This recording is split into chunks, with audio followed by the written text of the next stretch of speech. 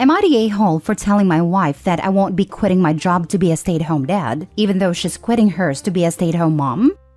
Basically this. My wife, 26 female, and I, 32 male, are expecting our first child in June. My wife is an orthodontist and I work in tech. Both of us earn pretty decent and contribute equally to the household.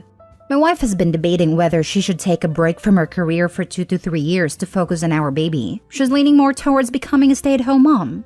I obviously would support whatever she decides. If she wants to be a stay-at-home mom for a while, that's good. And if she decides she wants to continue with her career, we have enough resources to hire a full-time babysitter. We've had many discussions over it, and it always ends up with her wanting to be a stay-at-home mom. Yesterday, she told me that she came up with this idea. She'll be the stay-at-home mom for the first 2 years, and after that, I quit my job and become a stay-at-home dad for a while. I told her that if she wants to be a stay-at-home mom, that's her choice, and I would help her with the baby in every way possible. But I don't think I'd like to quit my job. I suggested that we could just hire a full-time babysitter whenever she feels like she's ready to go back to working.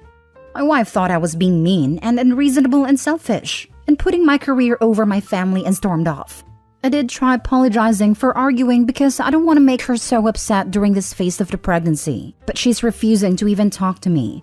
She's told about this to her parents, and I've been getting texts from them saying that I'm not treating their daughter right. Am I the a-hole? Now for the top comments. Not the a-hole. That's a delusional expectation for her to have. No one wants gap years in their resume without careful consideration, especially in the tech industry where everything is very fast-paced. I had a baby last March, and I work 1 day a week for this exact reason. No gaps. Luckily, I have a close relationship with my employers and they are okay with this.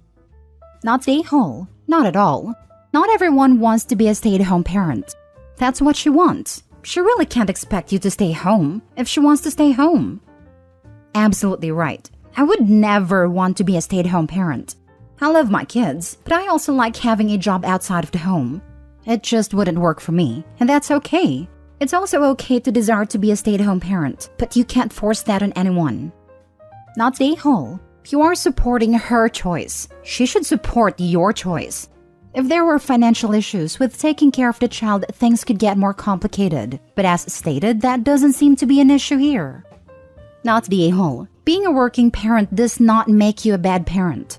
She clearly wants to have a full-time parenting experience, and that's great that you can both make that happen. But it makes no sense to force either of you to do that if that's not what you want to do, especially when you have the resources for high-quality care regardless. Next story. Am I the a-hole for telling my fiancé that my friend's trauma is more important than her comfort? My best friend lost a parent a year and a half ago, which led him to a mental health crisis. Our friend group has been picking up the pieces ever since. He's doing much better now that he's in therapy, but he's definitely gone through it. What has complicated matters worse is my fiancé. It goes without saying that I love her, but she's the definition of a busybody sometimes. My best friend is a very private person. She knows something happened with him, but she doesn't know the details of what that something is. She probably never will, but because she's around me and my friends often as we live in the same house, she hears bits and pieces of the story and presses for more information. I try to circumvent this as best I can. For example, I step out of the room for specific phone conversations. But still, it's hard to limit the discussion about it sometimes. If it's necessary we bring it up and she's around in person, we'll refer to the Nolan situation without giving specifics. Nolan will also stop by my place at night when he can't sleep. This doesn't happen all that often, maybe twice a month. He'll text me or call me saying he's outside. I'll go sit with him and maybe smoke a little bit, then I'll head home. I wait up until I know he got home safely, then I go back to sleep.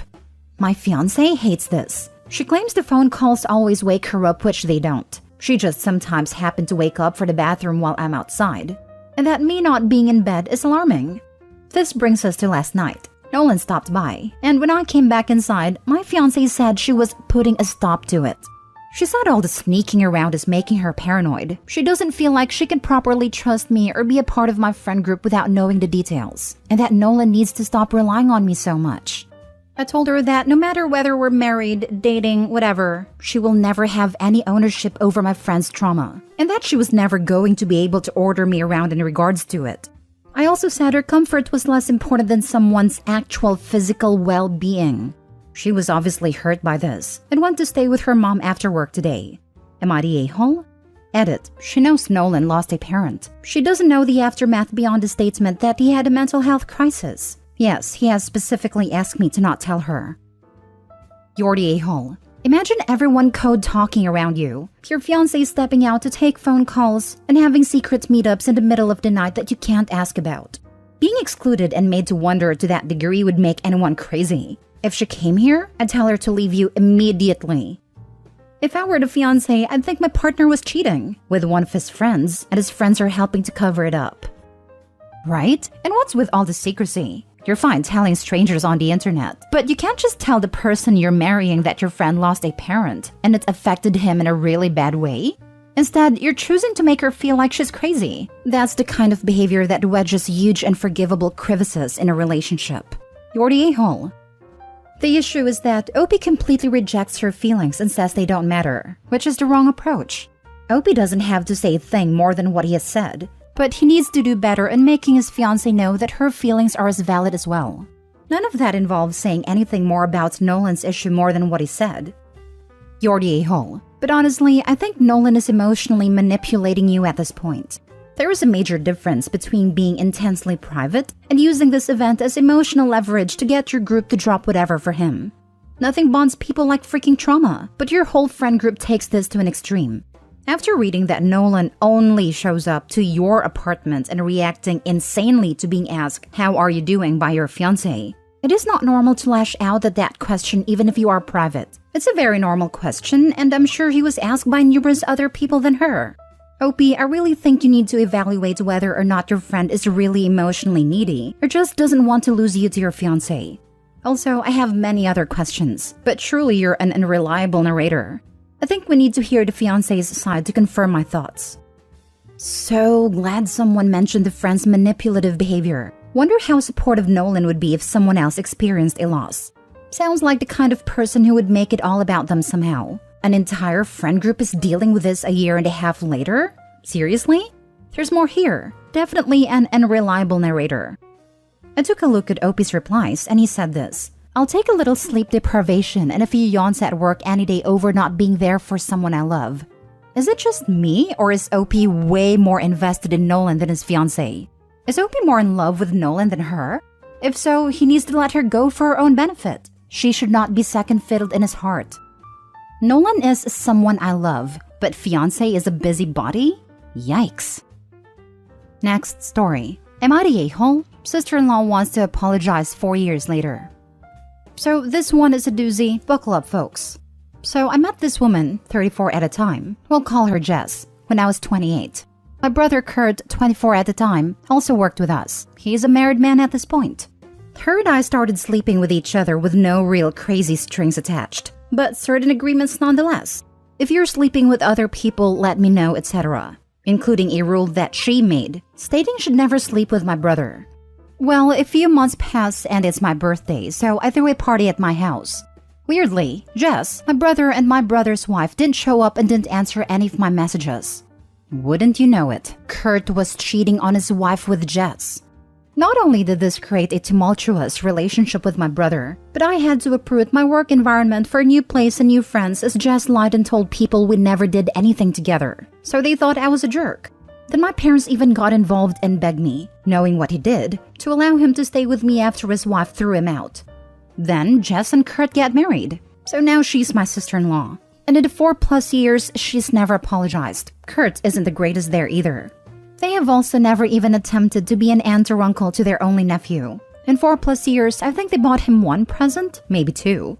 They've never asked to visit, planned a day with him, nor even FaceTime to say hi in 4 years. Now, she sends me an email out of the blue, only after I've been saying for years how super insane this all is, to apologize to me. She didn't even spell my wife's name right in the email, nor acknowledge her lack of even attempting to act like an aunt or a family member. And I'm 100% certain her parents and family don't actually know the real story, and they've reached out to invite me to places, including ruining our family's Christmas with my parents by flying in, and my parents even chose to go over there, instead of being with their only grandson. Am I the a-hole for not supporting their marriage, attempts to have children, or general want for them to be around as a family in a way that could directly affect my family's life? Now for the comments. Somebody somewhere put pressure on your former lover to apologize to you, and she did do poorly. You don't have to know nor care who is pulling your strings. My guess is that they want something, but I am a suspicious person. Just because we are offered an apology doesn't mean we have to accept it. You would be a saint if you did. Are you a saint? You know you don't have to be. Not the a-hole. I am sure your life is rich and full even without your brother and his second wife in it. I bet they want money. He said they're trying to have kids. Maybe infertility? I bet they want him to be the sperm donor. Not the a-hole. To me, cheating with your sibling's significant other is a loud and clear "I don't care to keep you in my life anymore" declaration. If my sister did that, I'd accept her for who she is and say, "Message received and registered, all the best," and honor her life choices by never speaking to her again. Another tack you could take, ask if she's making amends by correcting prior lies she spread about you and being honest about her actions. If the answer is anything other than a clear and full yes, say that you want to support her journey in living a better life. But playing along with her lies will only enable her to further hurt herself and others. So you'll wait till she's ready to begin an honest life. Then wait. Not the a-hole. And for what it's worth, for anyone reading this, if you're hooking up with someone and she says to you out loud, "I've got a rule that I've made for myself, that I'll never sleep with your brother," you stop hooking up with that person, because that is an insane thing to say. Huge red flag in retrospect. I'm just gonna say it though, I think she's beating around the bush with this apology and wants money, like for example, money to help her have a baby. They definitely want something. People like her don't just apologize out of the blue unless it's for their own potential gain. Not the a-hole. Last story. Am I the a-hole for telling my friend she's losing friends because her world revolves around her kid? So I, 20 female, have a friend, let's call her Anne, 23 female, who got pregnant from a one-night stand. The father didn't want to do anything with the child, so she is a single mother. Her daughter, Kate, 2 years old, is really cute. I love babysitting her, but she's all Anne cares about now. For example, she often cancels meetings with friends because of her. I understand that sometimes things come up, but this happens often and she gives reasons like, "Kate is really clingy today," or "Kate really wants to go to the zoo." And even if she is there, her daughter is all she can talk about. She shows us a bunch of pictures, talks about her sleeping, eating habits, her diaper content, her favorite songs, everything. And while I would be interested in them, if you don't stop her, she can literally talk about this for hours. And even if I try to change subjects, the topic of Kate comes up again and again. A week ago, we had a 2-hour-long coffee meet. And when I asked a server for some water, she said, "I want Kate to drink more water." And then for the rest of the meet, it was about how she wants to teach Kate to drink more water. Yesterday, I babysat Kate, and I stayed there after Anne put her to sleep. We started talking, and the topic of being a single mother came up shortly. She told me how hard it is to parent alone, and how distant she feels from her peers. I tried to be emphatic, because I understand that being a young single parent is always challenging. But then she said how people show their true colors, and listed a few of our friends who have been distant with her. She called them fake friends and witches, which I don't like. I told her that most of those friends wanted to be child-free, and that maybe talking about Kate made them uncomfortable. She dismissed it, and said that if they were true friends, they would love her kid as much as her. I told her that she is having unrealistic expectations, and that just because her world revolves around Kate, it doesn't mean that everybody's too. She got really upset and accused me of shaming her for being a single mother. I told her I'm just trying to point out that not everybody cares as much about Kate as her. That her constantly talking about her kid can be tiring. She got angry and told me to leave, so I did. Today I woke up with angry messages from our friends saying that Anne is a struggling mom, and I should have shown her support. I feel bad about how I phrased it, but I don't think that I was being an a-hole here. I do understand that Kate is a very big part of her life and that she wants to talk about her, but I think there is a healthy limit to that. I am closer to Kate than most of our friends. Some of them never even met her, so it is like hearing about a stranger's every little habit all the time. But tell me, am I the a-hole? Not the a-hole. Unless you're drastically altering your phrasing for us here, what you said wasn't ridiculous. It was factual and valid. She pushed and is pushing her friends away by only having one topic of conversation and expecting everyone to be as excited about it as she is. She can join a mommy group for that. Opie, tell your friends they can support her better by actually babysitting for her and for hanging out with her more. You, the unsupportive friend, should take a step back and not babysit or visit as often. Not the a-hole. I think you were trying to do her a favor by telling her that when she's with friends, they want to talk about things other than her child. I mean, I get it. I was a single mom for a while too. But honestly, there were times I would go out with friends and absolutely not want to talk about my daughter or the mommy part of my life. I just wanted to be an adult hanging out with my adult friends. The friends that are blowing up your phone, do they have an issue with her going on and on about Kate? It is actually really weird because the same friends that usually complain about Anne talking about her child are the same friends who are angry at me. I think they feel like it's okay to say this when she doesn't hear it, but not okay to say it to her face. Not the a-hole. These friends are being fake. If you wouldn't say it to your friend's face, then you shouldn't feel comfortable saying it behind their back. You weren't shaming her for being single. OP, I dump all of your fake friends. Anne's going to come running trying to guilt you into babysitting again because the other friends that stabbed you in the back won't. And guess what your other friends will do because you won't babysit anymore? They'll try to guilt you too. How good of a friend is Anne if she's monopolizing conversations with her friends without their input? She's obviously not listening to any of you, except to steer your conversations back to what she wants to talk about.